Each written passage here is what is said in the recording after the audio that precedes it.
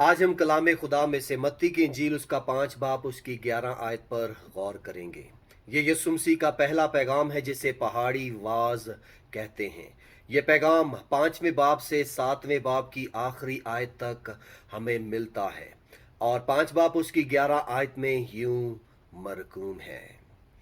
जब मेरे सबब से लोग तुमको लान तान करेंगे और सताएंगे और हर तरह की बुरी बातें तुम्हारी निस्बत नाहक कहेंगे तो तुम मुबारक होगे।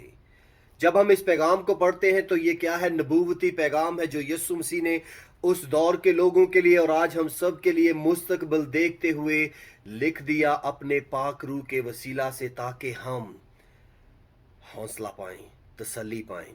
अगर आज आप दुनिया में किसी के लिए नफरत का बायस बन रहे हैं और उसकी वजह यीशु मसीह है तो आप मुबारक हैं। अगर आज आप पर लान तान की जा रही है और उसकी वजह यीशु मसीह है तो आप मुबारक हैं। अगर आज आप सताए जा रहे हैं तो उसकी वजह यीशु है तो आप मुबारक हैं। अगर लोग आज आपके बारे में नाहक बातें करते हैं और उसकी वजह यीशु है तो आप मुबारक हैं, क्योंकि खुदावंद यीशु मसीह ने पहले ही कह दिया था कि वो मुझसे नफरत करेंगे, तुमसे भी नफरत करेंगे। वो मुझे रद्द करेंगे, तुम्हें भी रद्द करेंगे।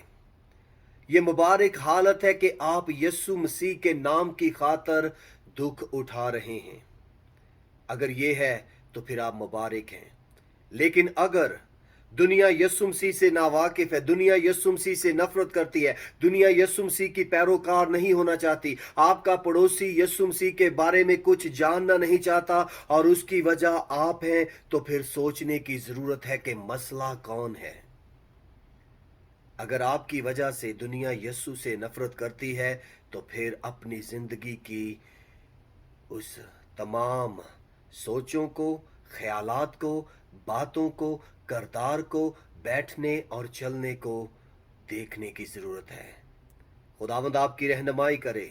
अगर आप यीशु मसीह की वजह से दुख उठा रहे हैं तो मुबारक हैं। अगर आपकी वजह से मसीहत दुख उठा रही है तो फिर गौर करने की ज़रूरत है।